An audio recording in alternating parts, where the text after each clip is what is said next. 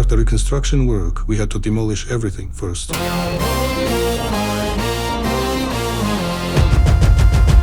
We were given the conclusion that the most we could achieve from this site would be a 3 or a 4-star place, not more. Everyone claimed it was impossible.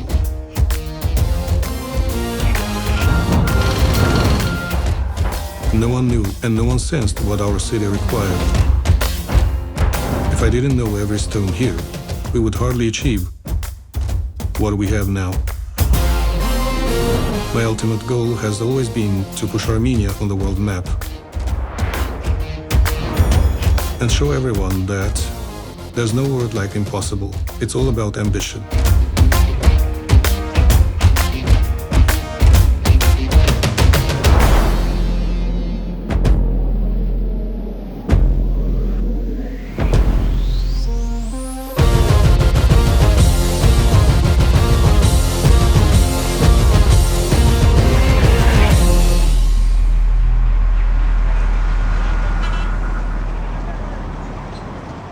Quite recently, the Intourist added another hotel to its list, the Dveen.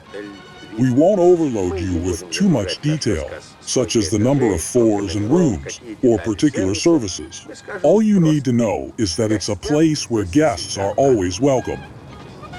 I used to go to the Dveen when I was young.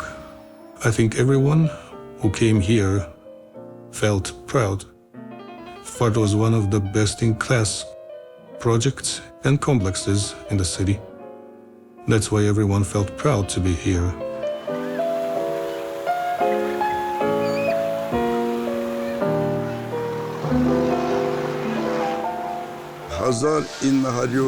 In 1965, the head of the Armenian branch of the Intourist, Ilya Haykovich Keverkov, visited the Yerevan Project Institute, where I worked. He expressed interest in designing a hotel in this part of Khan that would be worthy to be a part of the Intourist chain. 3 architects, Edward Aramovich Safarian, Felix Hakobian, and myself, Ashot Alexenian, collaborated closely in the scope of the project. The Dveen was built based on our design.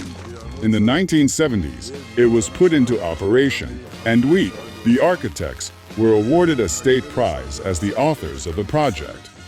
In the Soviet years, when the hotel was built, it was inaccessible to most people. It was considered a swanky hotel back then, let alone the Dveen bar that was a popular hub for the creme de la creme. By the way, my own graduation party took place in the Dveen. That was really something. I remember when we had guests and went out together for dinner, I was proud to invite them to the Moran, where great Armenian music was played.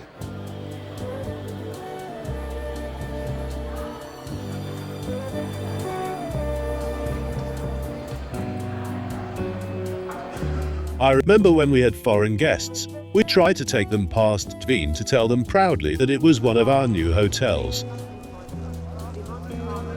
And I should say that the tourists liked it immensely for the original solutions. So the venue deservedly became one of the landmarks of Yerevan. The Dveen became one of Yerevan's showpieces. Everything was quite restrained. The rooms were small and the design was minimalistic since there were Soviet norms and standards which had to be respected. The spans were narrow and the ceilings were as low as 280 centimeters. The rooms were modestly furnished. By today's standards, this is even considered to be unacceptable. How can the floors and ceilings be so low in a hotel? In the 90s, the country was immersed in some sort of chaos. It invaded all the states within the Soviet Union.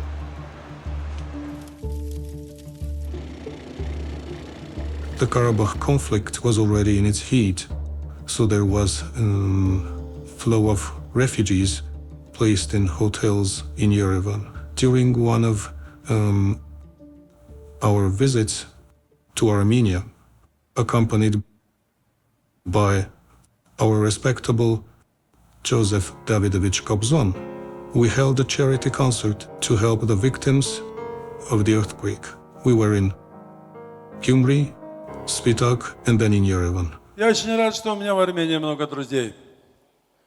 Горжусь тем, что наше высокое звание кавалера святого Мистропа первой степени. И каждый раз, когда я приезжаю сюда, я вспоминаю свои первые встречи на армянской земле. Я почетный гражданин Спитака. Я первым приехал после землетрясения. Я приехал к своему молодому другу Артаку Товмасяну на юбилей. Артакджан, я хочу, чтобы ты помнил всегда, где бы ты ни находился, и что бы с тобой ни происходило, тебя ждет эта святая земля. Береги дружбу, береги Родину, береги свой армянский народ. To Kobzon's question, what can I do for Armenia? Robert Kacharyan, who was the president of Armenia back then, answered, Joseph Davidovich, you could immensely support the country by making an investment. He asked me to give him a list so we could find the most suitable project. Гнев на друга может быть мгновенный, и сливать покуда не спеши. Может, друг твой. Kobzon asked me for advice to pick something from the list. He said he noticed problems in the hotel industry. Then he settled on the Dween. This was how we actually embarked on this project and further started to think of ways to implement it. There were lots of problems associated with the hotel, large outstanding debts, etc. For 2 years we were in the court to obtain the necessary decrees. The second step was to develop a concept. To do this, we needed to invite international consulting agencies to give us some recommendations for the construction of the hotel.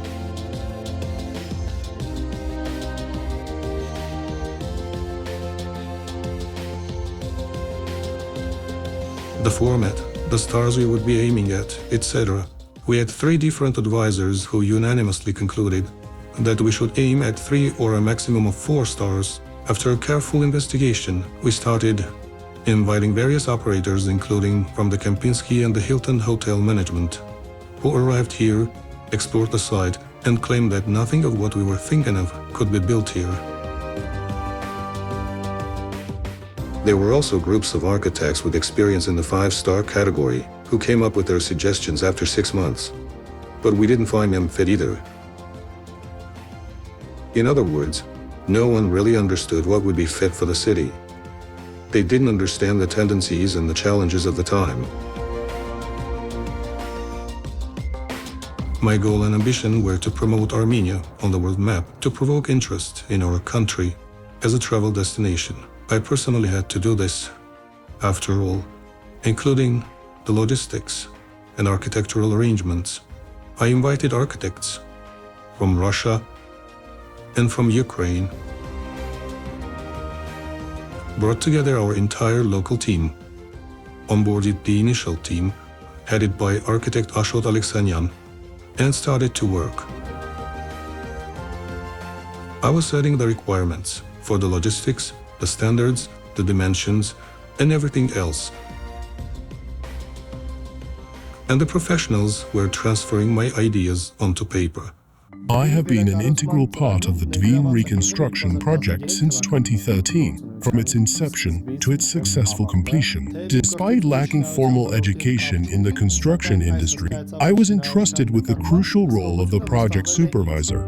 My responsibilities were diverse, encompassing accounting, legal affairs, and all construction-related work. We didn't want to change the image of the Dveen. We didn't envisage and feel the prospect that Artak Tovmasyan could see. Artak Tovmasyan'ı patlayastım. Later on, in the process of work, we started to understand each other better. We came to realize that what we had in Dvin could hardly be called luxury. These were standard requirements for hotels of this level. To reconstruct, we had to start with demolishing.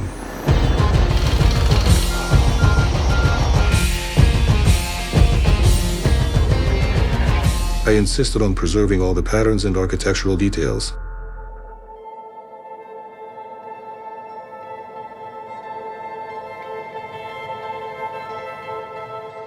So we were very careful with this.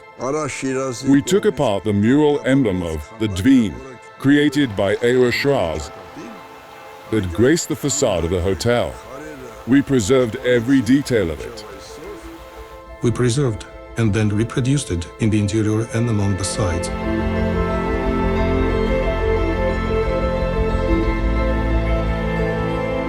Today, this portal graces the front of the hotel. I proudly call this portal the eagle which hovers above our hotel complex.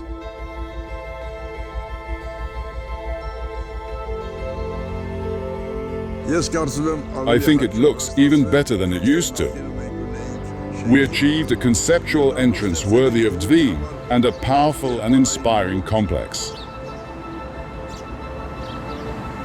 We even preserved and reproduced the group of statues called the Mountaineers' Dance, and I believe it is very advantageously located. Tigran Arzumanyan created the statue back in 1973, and in 1984 it was installed in the territory of the Dvin. Artak Tovmasyan insisted that we preserve the Mountaineers' Dance, which is the symbol of the Dvin.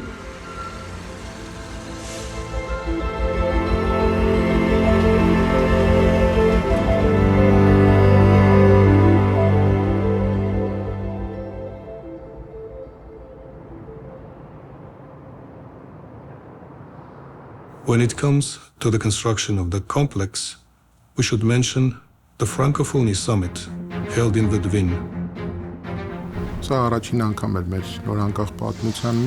This is the first event of this scale in our history as an independent state. And of course, there were a lot of issues, challenges, and difficulties. Just imagine more than 80 delegations from Francophone countries, a great number of representatives of international organizations. Naturally, the program of the events featured a cultural and entertainment part, a gala concert at the Republic Square, and a gala dinner for the delegates. When thinking about the venue to host this dinner, Dvin seemed to be the most attractive option. It all looked like a fairy tale. In September, when we had a meeting with the Prime Minister in Moscow, he expressed his gratitude for the active construction work, but he also said he was sorry we wouldn't be able to complete it on time. I thanked him in my turn and said that everything is possible if desired. I also added that we might make a surprise. Why not? The interior was empty, only cement and concrete. Same for the exterior. There was only a large construction site. We talked to the management, we talked to Artak Tovmasyan, we presented the importance of the event, and we tried to understand together whether it was realistic to do such a huge amount of work within this short period. On September 19th, I arrived here, brought everyone together, and presented the plan with detailed calculations. If we transported all construction materials by plane, we could make it. We were very surprised when we heard a positive answer. We had known Artak Tovmasyan for a long time, and it seemed incredible that such a serious person could make such a promise. Everything will be ready one day before the gala dinner.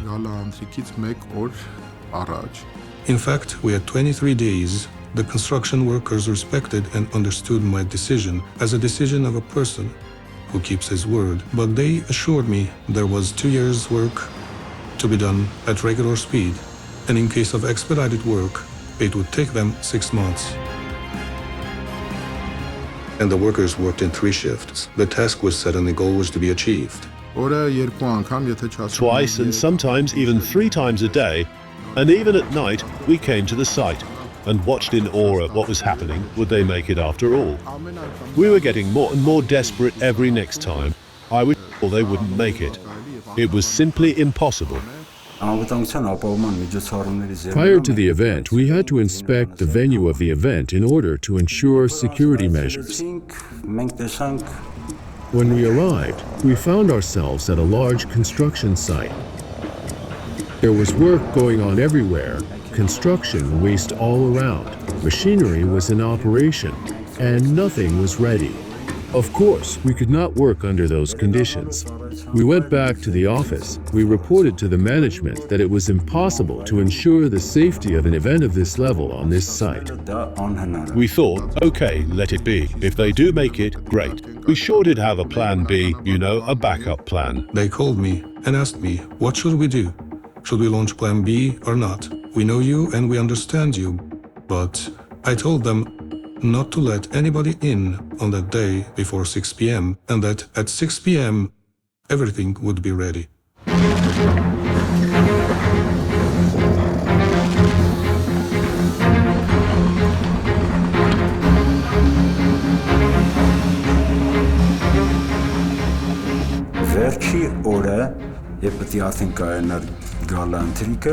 We arrived in the morning of the event and saw that construction was still in progress.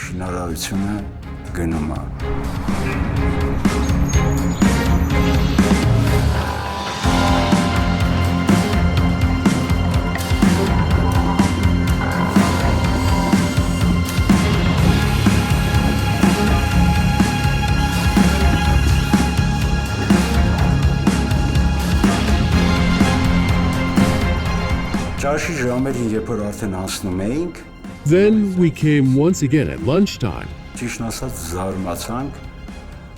And to be honest, we were shocked, for the music hall inside Divine Complex was actually ready.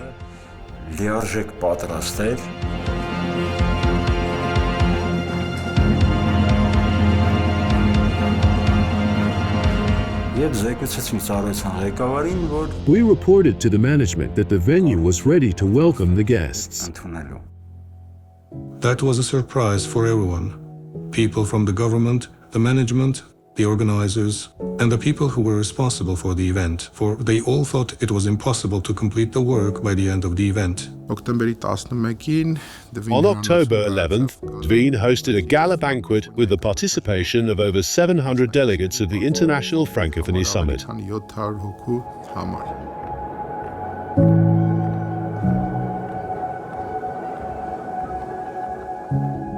No one among the guests present in the hall, except for the organizers who personally saw the process, could imagine, even in their dreams, what was in place at this magnificent venue barely 2 months ago. What I was most impressed by was my meeting with President Macron. They introduced me as Artak Tovmasyan. He stretched his hand to me. We shook hands, and after a short "nice to meet you," he wanted to turn around and leave. It was when he was told I was the owner of this complex. He looked at me, shook my hand with both hands, and said, "So it's you, the guy who builds hotels in 3 days." I started to laugh. Then he continued, "The head of my security service and the protocol team were here 3 days ago, and they reported to me that the place was a large construction site. And now we are sitting here and celebrating our event. You should come to France. I need people like you there."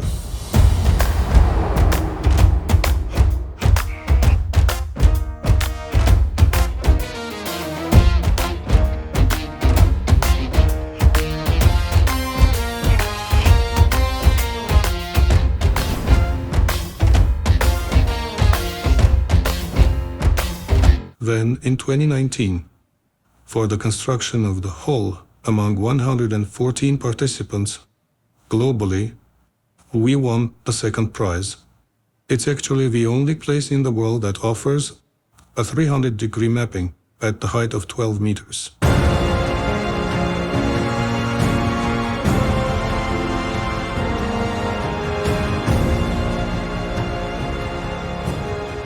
Besides, the powerful framework allows for 1,000 kilograms to be hung from every square meter of the ceiling. This means the place can host any type of event, any Cirque du Soleil, so you can realize the wildest fantasy, absolutely anything.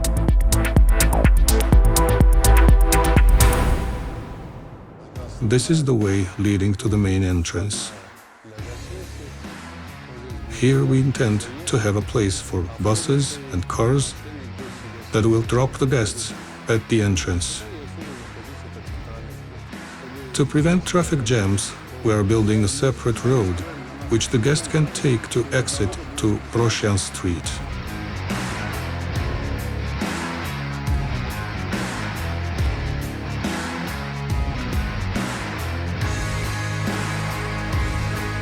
The cars can easily reach the road leading to the entrance of the complex.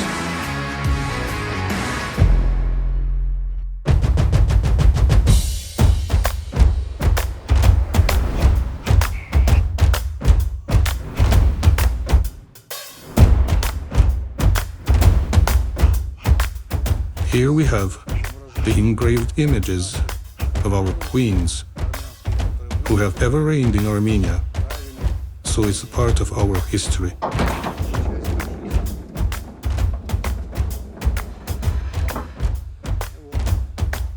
Here is our stage that delights our foreign guests.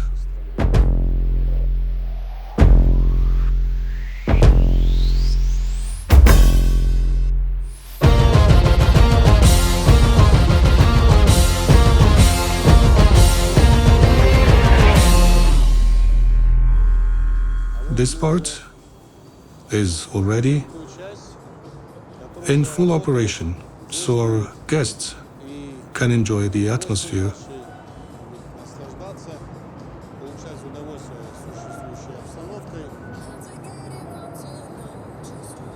We plan to build balconies with glass floors up there, so people can sit in their balconies and watch what's going on below.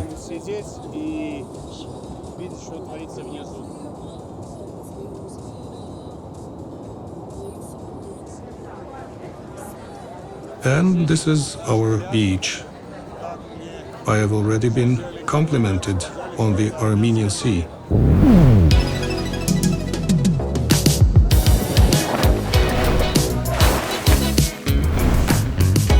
This is the presidential suite. You see the view from this side and full view of Mount Ararat. The bedroom, the gym, both featuring a magnificent view. So the presidential suites feature various views on both sides. This is the master bedroom. Here we have a jacuzzi from where one can enjoy the view of Ararat. This is the heart of our complex, featuring state-of-the-art technologies. They are all located here.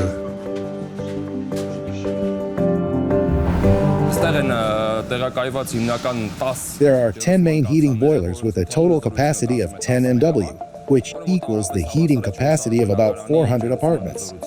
An air conditioning system is installed here, predominantly in the angular segments, which allows for the most efficient operation of the cooling system of the entire complex in the summertime.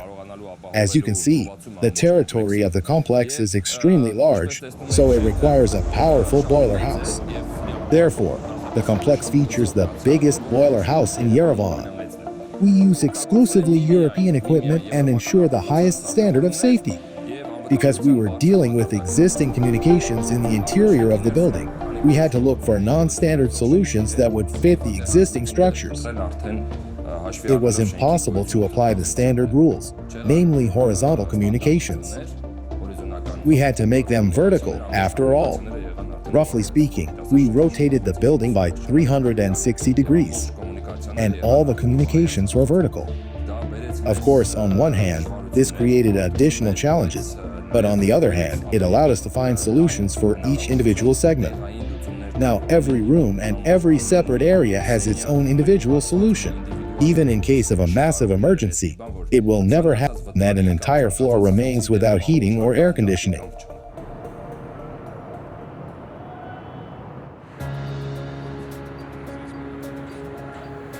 Now we are standing on the roof of our complex, on the background of our biblical Mount Ararat. The entire city is at arm's length. This is perhaps one of the rare places that offers a view of all three mountains, Aragat, Ararat, and Ara. In the center, we see the Republic Square, the House of Government, and all of our beautiful Yerevan. This is the entrance that leads to our theater hall. The Dvin will now feature a newly built theater. It's a brand new project that we started from scratch.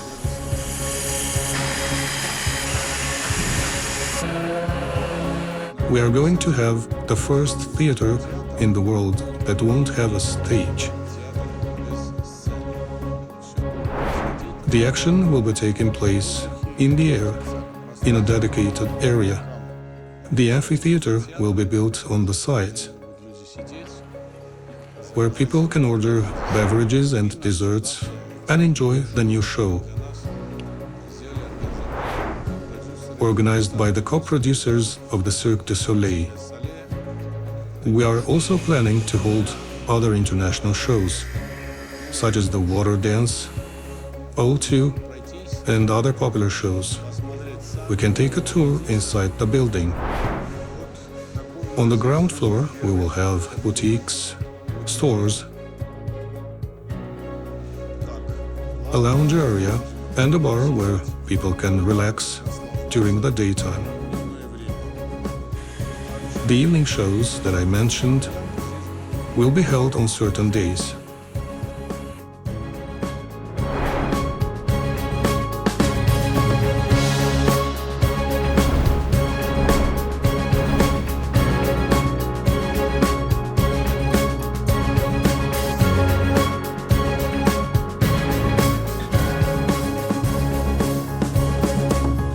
The building features quite a complex structure in terms of acoustics. The area is too large, featuring lots of glass. So we've based our acoustic calculation in a way to ensure the best sound for each and every spectator. We've also taken into consideration the fact that the space is also intended for the performance of acrobats who should also hear the sound. The total capacity of the system equals 50 kW. There are around 100 loudspeakers installed in the entire area of the atrium to ensure equal sound propagation. We also have LED screens installed in the area that are used to display the content and make the shows even more impressive. The combined screen surface area is about 120 meters squared. We built this staircase to blend with the existing architecture. Предыдущего уже существующей архитектуры. У нас был от старого здания кусочек. Only a part of the old staircase was preserved, which connected the ground area to the reception. We tried to expand it, and I believe we succeeded.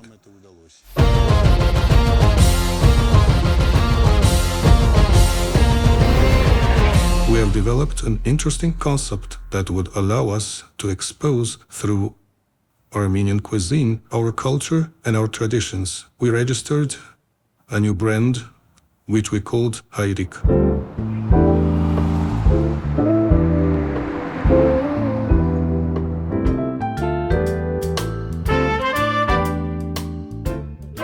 It's been 2 years since we launched the Hayrik project. We worked it out through chefs' tables on the stage. This allowed us to experiment with Armenian traditional dishes and the peculiarities of Armenian cuisine to follow people's reactions. With consideration of all the experience we gained, we embarked on the development of a more global concept for the restaurant Herrick.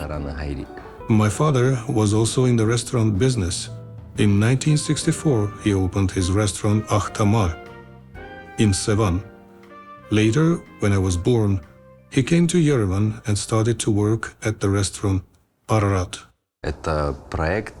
This project is a tribute to his father and the fact that it wasn't just another restaurant, but a place that has a story behind it. A story of a person who became a legend. This man revolutionized Armenian culinary culture. This job assumes the responsibility of preserving and continuing those traditions. But it is also an opportunity to create a new culinary concept.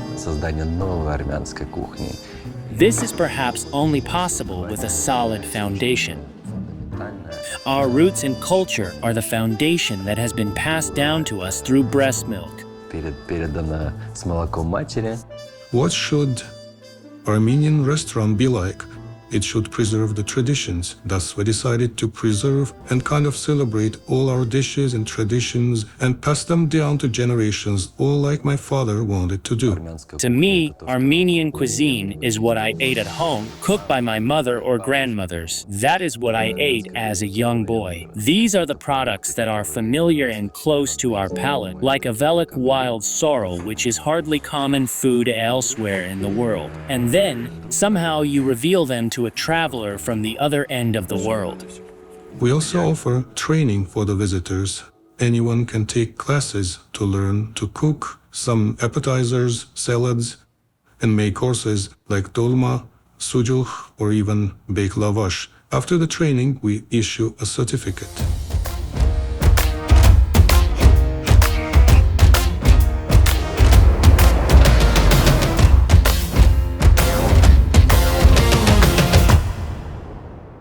Many visitors have been impressed by our complex's wide range of facilities, attractions, and amenities. Some were even wondering why we wouldn't replicate it in other countries. However, we remain committed to completing our current project before considering any expansion plans.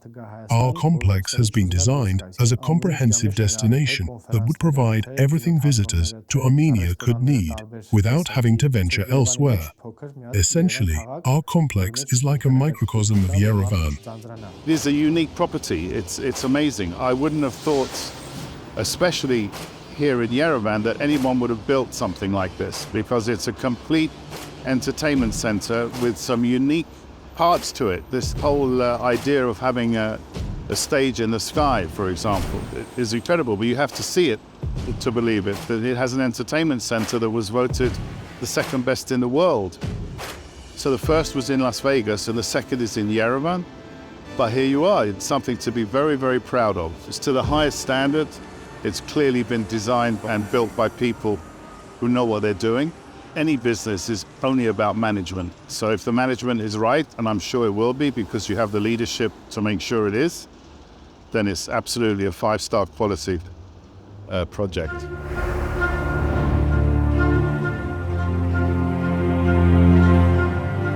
Every year, World Travel Awards offers prizes to countries or venues in various categories, like Best Destination, etc. On one occasion, I was introduced to the founding director of this company, who had been in the business for more than 40 years.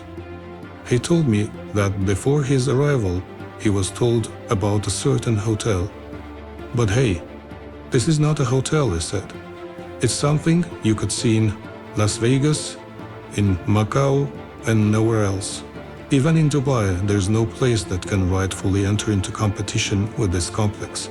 In Dubai, you can see hotel complexes, but not such multifunctional facilities that we can see here. Here, in this enormous complex, there are places and sites that do not have their likes in the region, and even in the whole world.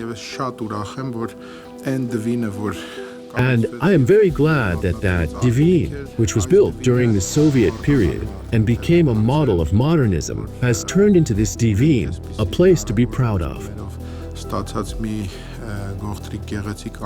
It's some sort of an island where not only the tourists, but also us, the locals, can have a great time.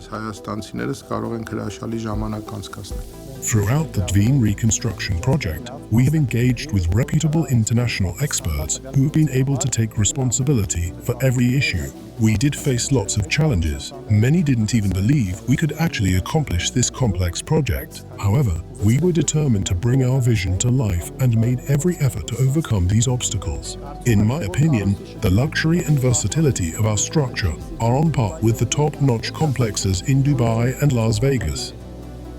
We should certainly highlight the contribution of our partners and foreign experts, but we built it with our own hands, the hands of Armenian people, Armenian construction workers and Armenian engineers. And you see the result. Sometimes our guests ask who built it all.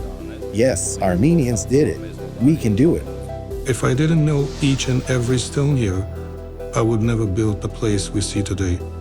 I studied and explored everything from every angle, from inside and outside, with no background or professional knowledge in architecture or engineering.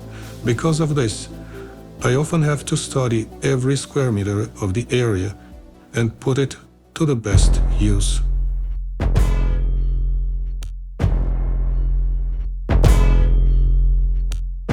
Time showed that everything is possible if you know what you want.